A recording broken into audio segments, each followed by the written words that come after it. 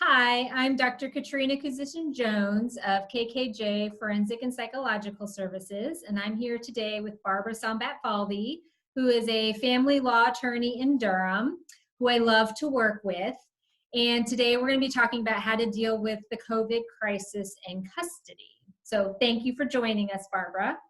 Thank you for having me, Katrina. Good to see you. You too. What I would like to kind of start off with is that I think, assuming the best and planning for the worst is kind of what we do in our line of work, right? So assuming that people are in a position where they generally can communicate well, they make good decisions together, but now everybody's in crisis. We're, dealing with a new situation. Everybody has anxiety, and we're kind of just figuring it out as we're going along. I've been working with people to maintain transparency in their communication, try to keep in mind that their co-parent is reasonable and competent, and then we have guidelines. We have the CDC and the state and the county guidelines that are telling us how we're supposed to be behaving. And I know that there are now some custody related guidelines, but people don't really know that. So I'm wondering if you could give us some advice about how to handle custody and kind of what the guidance is that we're getting from the courts.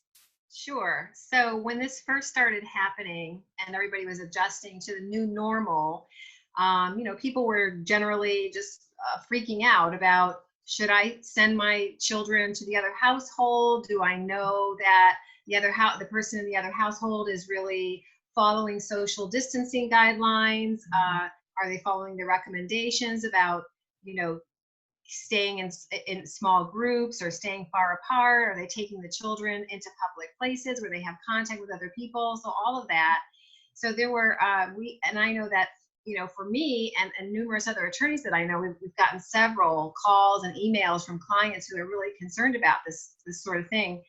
And basically what we've been telling people is that you have to follow your agreement. If you have a separation agreement that has the terms of the custody schedule set forth, you have to follow that agreement. And if you have a court order that has a custody schedule, you have to follow that court order. And what would happen, what potentially could happen if you're not following your separation agreement is the other party would find you in breach of contract and could file a lawsuit against you. And with a court order, you could be held in contempt. Mm-hmm. So that's basically the advice I've been giving people, and that advice is supported by some guidelines that we recently received from the Family Court Advisory Commission. And basically, it's like you're saying, sort of the assumption that the other parent is going to make good decisions for the children, and that COVID is not a reason to withhold visitation. Mm-hmm.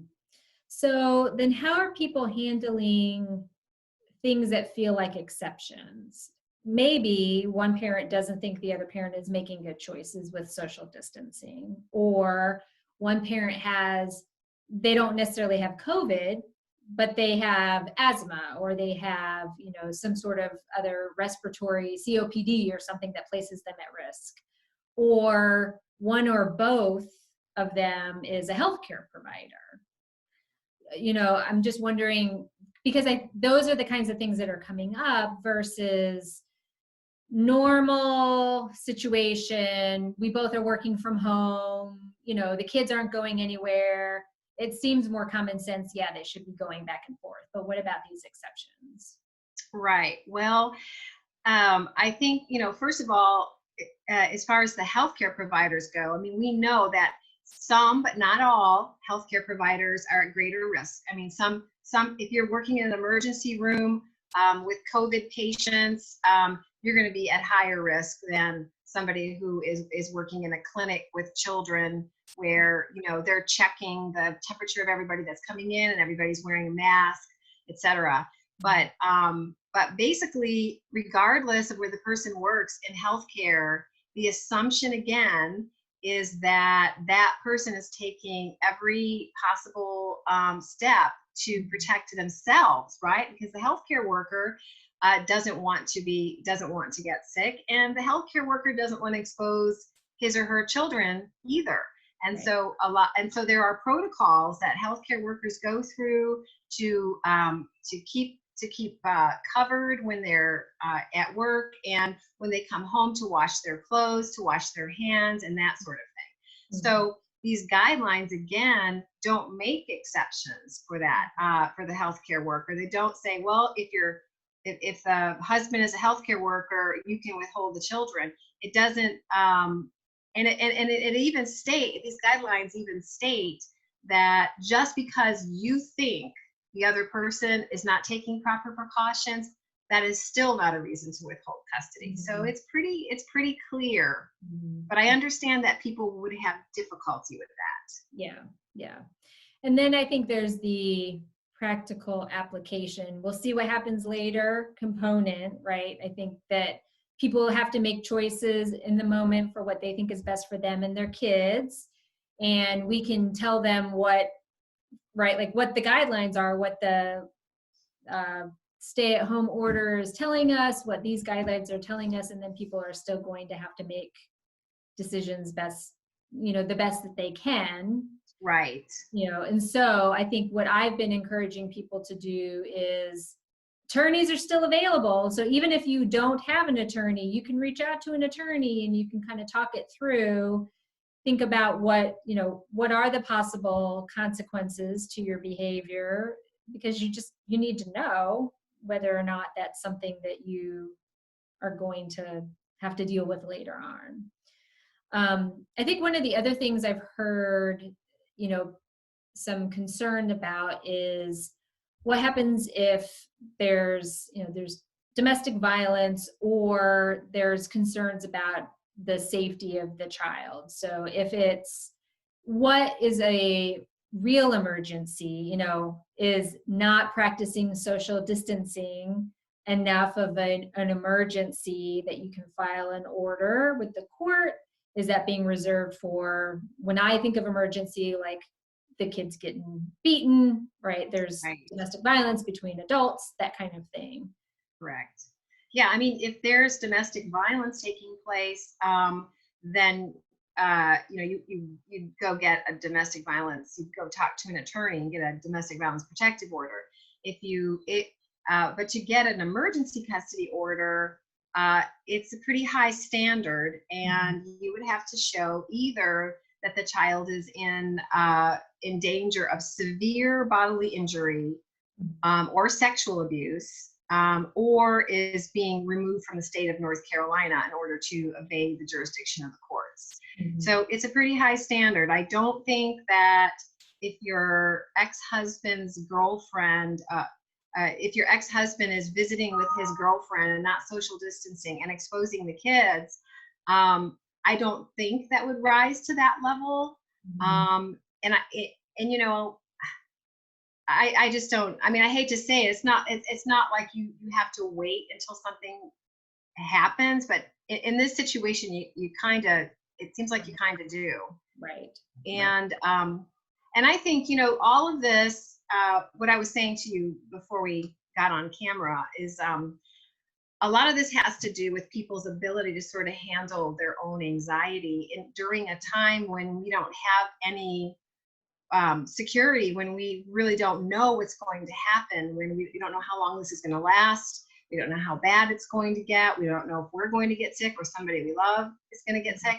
And I think this is like a prime opportunity, if you don't have someone like you to talk to, is to reach out to a therapist or to a mental health professional, and just to even meet just like this, because it's so helpful to be able to talk through your anxieties. And I think that's very hard for parents. They're sending their children over to the other parent's house. They're not sure that parent's taking all the precautions, and it's really just having to have this trust and letting go and not panicking. And Right. I think that's where mental health professionals come in, and I really encourage people to talk to their therapist if they have one, or just find somebody and have one conversation just to talk through it. Yeah. Yeah. I think it's an interesting time because,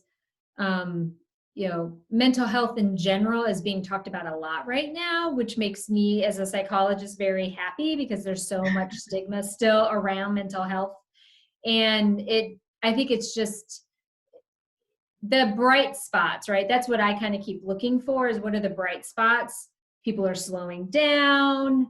Maybe people who don't normally communicate well are kind of being forced to communicate. So if they're not communicating well, then they can get somebody involved to help them communicate well because they have to communicate. Whereas before you could kind of get away with not communicating in some cases. Exactly. Yeah. And the other thing that you said that made me think of, I'm teaching some online courses, and we go through like ethical dilemmas of, as a provider, how do you decide when you are reporting abuse or not reporting abuse, helping parents kind of think through things. And one of the things that has come up now is COVID a situation where a parent is neglecting their child's health by not following whatever your like county or your state guidelines are? Right. That's a really good question. I could see, like, you can take the argument, I don't know, maybe it's too far, but you could take the argument of, well, if you're not following the guidelines, then it's medical neglect. Correct. And like, is it like, it's kind of a weeble wobble. And is that really enough that you would go get an emergency order? What damage would it do to your co-parenting relationship and therefore harm your kid, right? Like I think there are a lot of ramifications that have to be thought through, even if you are worried that this is placing your child at risk or placing you at risk. The longer term ramifications are really an important consideration, in which case, whether you talk that through with someone like me or talk that through with someone like you, or maybe both, right, to kind of sort through all of those possible consequences of whatever your decision is important. Yeah, and I'm glad you mentioned the whole parenting piece too, and parenting, parents communicating with each other, because I know that you and I have worked together before with parties where you're working with the parents to help them to communicate better and to understand each other. And that's such a great service that you provide too, because this is a prime time for that. If you can get both parents to agree to see a professional, right, and help them navigate this, because they may not be able to do it on their own, but with a third party such as yourself or another mental health professional, they could actually try to work through this time together, and then it may have long-lasting ramifications, which could be a good thing. Right. Yeah. Yeah, exactly. Yeah. So I'm going to shift gears a little bit. So what about people who were kind of thinking about divorce, or maybe who were starting the process of divorce? Maybe they're not necessarily moving out of the house right now, but they planned on it, or they even are. They had an apartment set up and they were getting ready to move into that. How can people proceed if the way we think about getting a divorce is that you go to court, right? So how can people proceed right now if the courts are closed? What else can they do? Okay.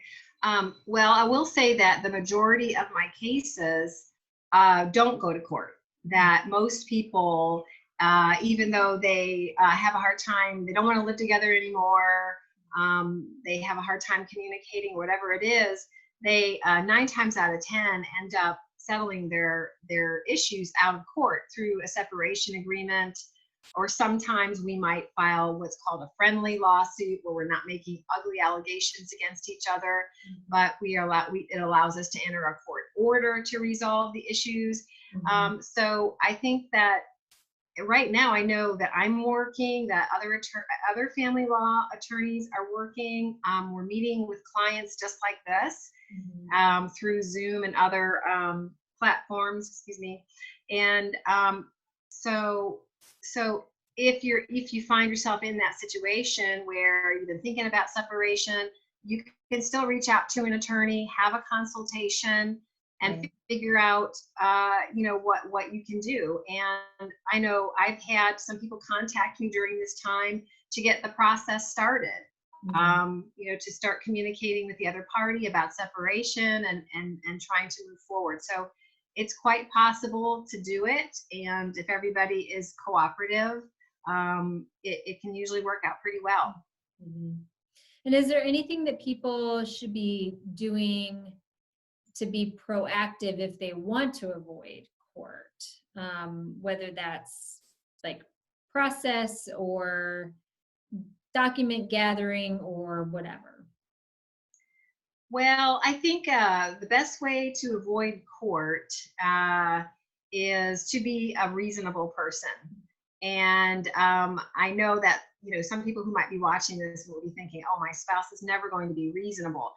But oftentimes, I think once, especially after both parties have spoken to attorneys, so that they understand what their rights and obligations are, Mhm. um, that you know they usually will be somewhat, people can be reasonable, I guess is what I'm saying. Right. And so I would say, if you're in a situation where you're clearly the supporting spouse and you support the family with your income, you don't want to move out and then cut off the other spouse, for example.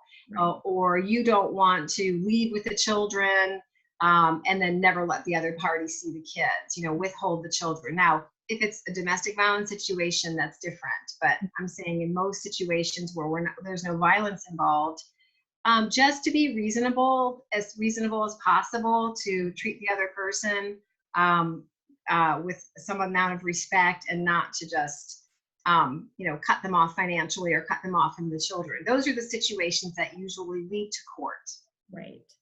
And I would add to that too, if you do end up in court, I'm not an attorney, but my experience is that people don't look as good when they've done those kinds of things, right? Right, exactly. I Right. mean, judges are people too, and if they hear that you, in the middle of a pandemic, took all of the money and left some kids and spouse kind of, abandoned, that's not gonna turn out Right. well for you. Right, exactly. Yeah. Yeah.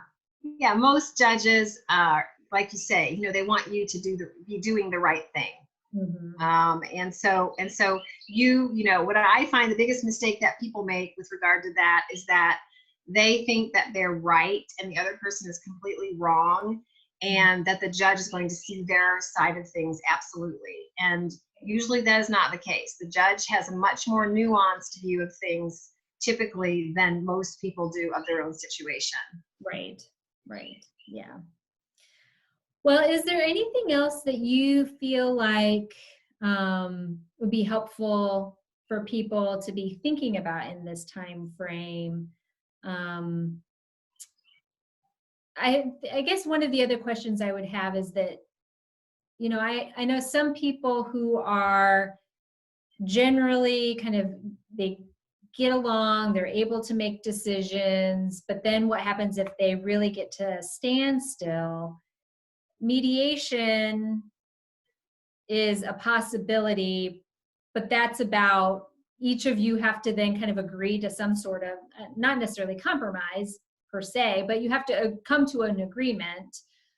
If you really cannot come to an agreement and we don't have the court to go to, and if you do go to court, it's now, going to be a long time from now. Right, What are the right. other things that people can do that you might normally be able to do, but you wouldn't think about?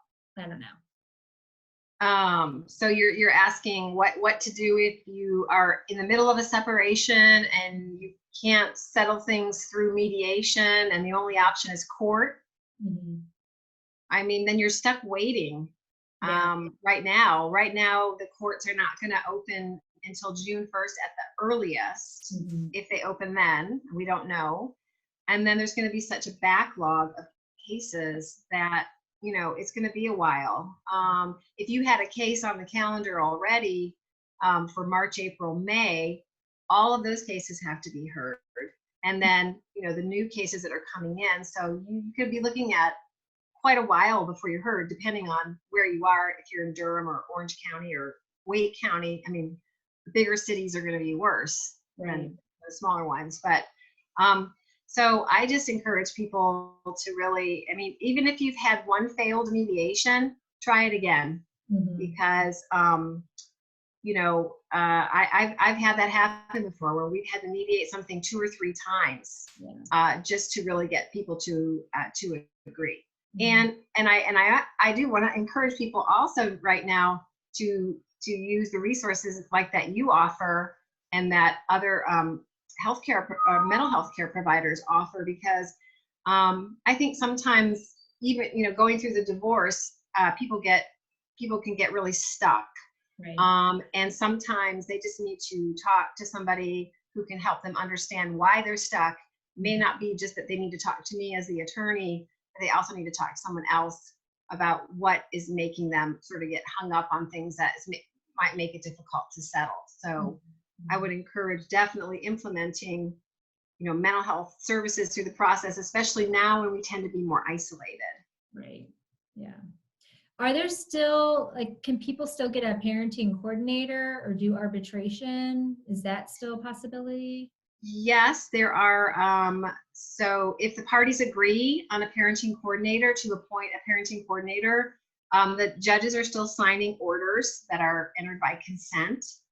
So that can be done. Now, if one party doesn't agree to appoint the parenting coordinator, then you have to go have the judge hear that issue. But generally, anything that you can agree to can be written up in a court order and signed by a judge.